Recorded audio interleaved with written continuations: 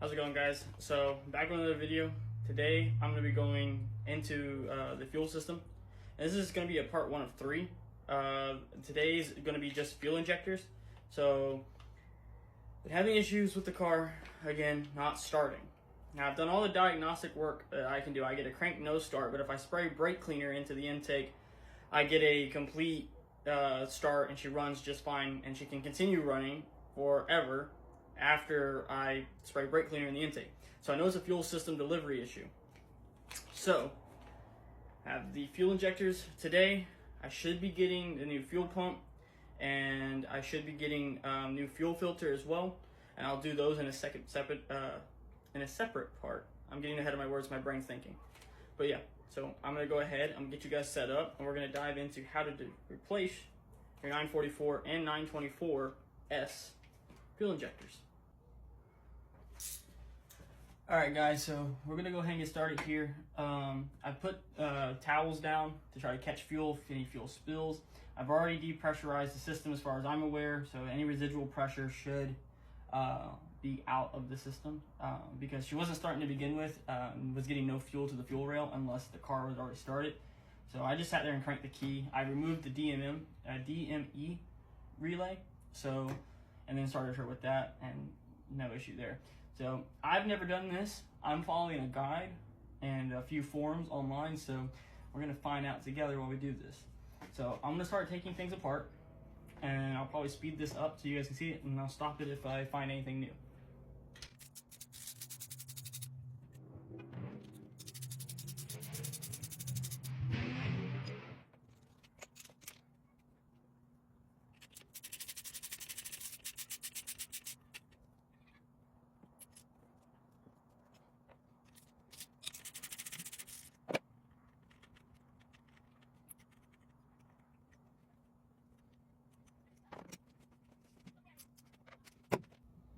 Okay, so I've gotten all the bolts out as far as I can tell. There's 4 bolts that hold it down. Now, online basically says to just pull, but the problem is something feels like it's wanting to fight me. It does not want me to pull this out. This back one's out though, and this one's here. So it's something up here that's preventing me from pulling it.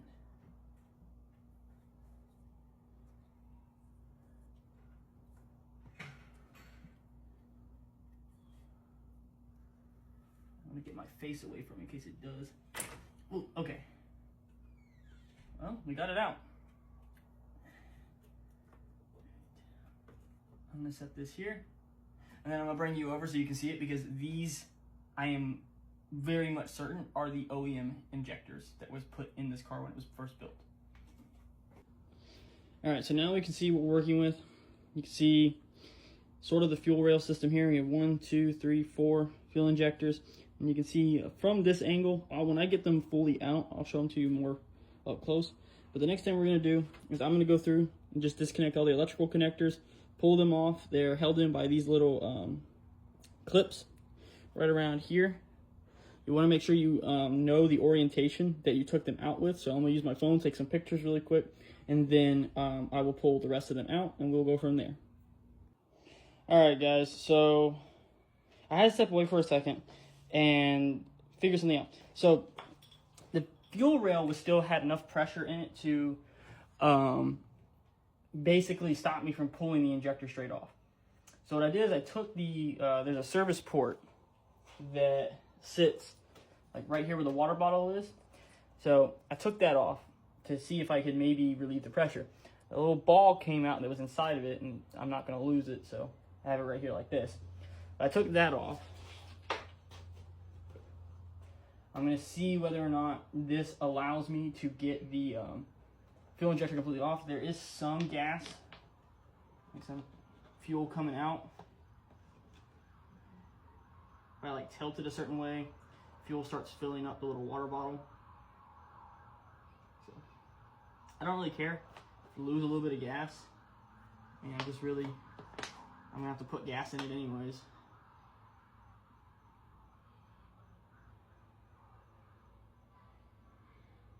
So yeah, All right, I'm gonna let this drain a little bit, and then I will get back with you guys. Okay, so there's a little bit of an accident. So basically what I did is, yes, this did help with taking the pressure off and some of the gas out. So I let it drain for a little bit till it got about there, and I was like, okay, well that should be everything out of the fuel rail. So I went and take this injector off, and I just fucking dumped fuel everywhere. Forgive my language, I'm sorry, but there's gas everywhere. So I'm gonna have to spray brake clean and be very general and let it dry for a while before I can even really attempt to do anything. But I'm gonna go ahead and take the rest of these off, and then I'm going to go through the rest of the rebuild process. So I'll get back to you guys in a minute, and then I'll show you these, what they look like. All right, so we're going through now. We're taking all the rest of them off. I got one off. I'm gonna set this one to the side, and I'll show you guys all of them here in a minute. But the way these electrical connectors are, when you take them off, so when you go to pull one of these off, you get this clip that's up top. Set this here. You get a clip that's up top that you just kind of want to take off, depending on how much of a pain it wants to be.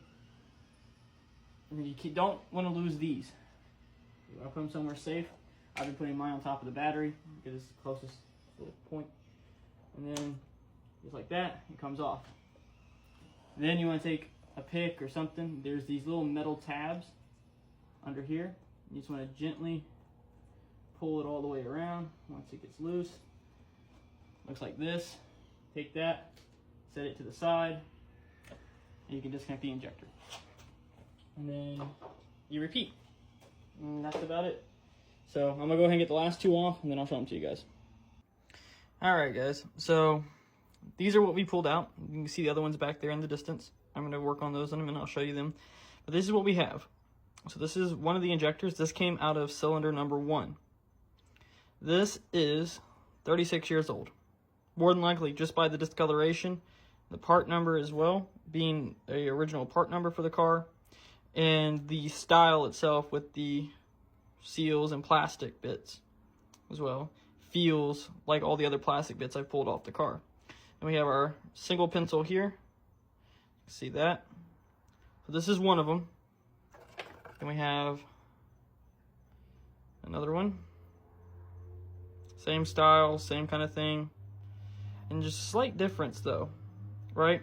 So this is the interesting part, and this is why I'm having trouble discerning whether or not this one is original or this one is.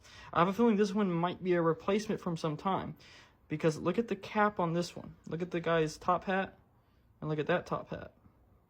Slightly different. So I'll have you guys decide whether or not these are original, or if they were designed this way on purpose. And you can see this one's little seal. He is about as hard as plastic. That is no longer rubber. And he is swiveling up. So yeah, I'll let you guys be the determiner on these ones, if they are original or not. If they are original, I will keep them. If they are not original, I will chuck them. But they are pretty cool. Yeah, there's a picture of them all side by side. Alright, so let's talk about the new ones. Alright, so we have a new one here. So what I'm going to end up doing is I'm going to lubricate the seals. Then I'm going to install them. And then we will be good to go ahead and start trying to test fire the car. See if she runs with just this. I have the other parts coming in for the fuel system, but we're going to do these for today and see if this helps our problem. Alright guys, I'm going to be the first to admit this job sucked.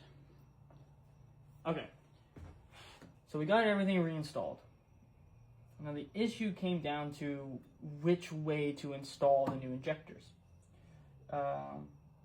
What I first tried was just sticking them in there and then putting the fuel rail on top and then plugging them in. That didn't work. I then tried plugging them in from the top and then putting them down. That didn't work.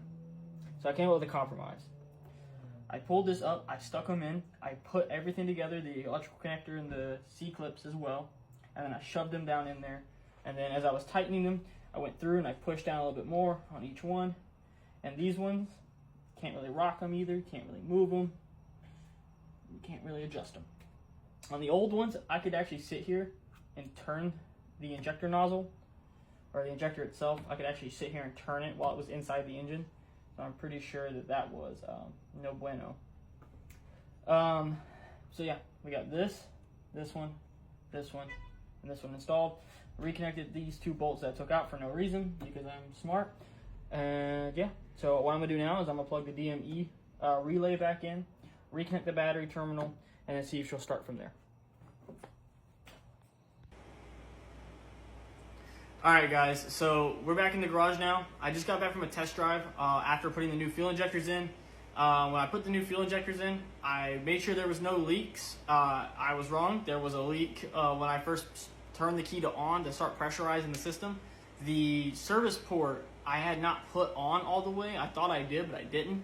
That service port started leaking fuel right down the number 4 cylinder, or not number 4, number 2 cylinder, right here.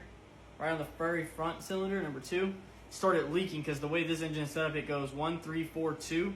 So the number 2 cylinder started having fuel sit right next to the ignition coil, or not ignition coil, spark plug wires, and the fuel injector itself. So I immediately stopped the car, retightened that all the way up as best as I could, and then did it again, made sure there's no fuel leaks, started her completely, let her sit in the garage while a fire extinguisher was right next by, because you know, I don't like fires, and these cars have a notorious problem with catching fire. So there's that. And then I took her for a test drive. On the test drive, I brought a fire extinguisher with me just in case. But on the test drive, she did really well. Getting up from first to fifth is really good now. There's almost no delay in the throttle. The throttle is also very sensitive, very touchy now. It wants to really rev. Idle is better. She's not vibrating or rocking around as much as she used to when she's at idle, and she doesn't have a fluctuation at idle either. So that's fixed as well. So in other news, basically the Porsche's done, but the other parts, I've already ordered them. They're going to come in. I'm still going to do them. I'm still going to do the external fuel pump, and I'm still going to do the fuel filter, just because I have the parts coming in, and when you do fuel injectors, you're supposed to replace the fuel filter at least, if not the fuel pump. So we're going to go ahead and tackle all that. The real test for the car tomorrow really comes in the morning. When I go to start her in the morning, if she doesn't start immediately, then I'll know it's not just fuel injectors, and the fuel pump is also an issue. So with all that being said, we've got another thing fixed, so another thing off the list I can add, which is those fuel injectors. And in the comments, so all the guys that are older, who've worked on cars a lot longer, who may know things from the 80s and stuff like that, those fuel injectors I pulled out. If you could tell me whether or not you believe they're OEM, or if they're original to the car, or if they have been replaced at some point. I try to keep whatever comes off the car that I can deem as original, I keep it and keep it on a shelf so it stays with the car. But yeah, that's all I've got for you today. So thank you guys for watching. I know it's a little bit of a longer video, but I appreciate you sticking around to the end. I'll see you guys later.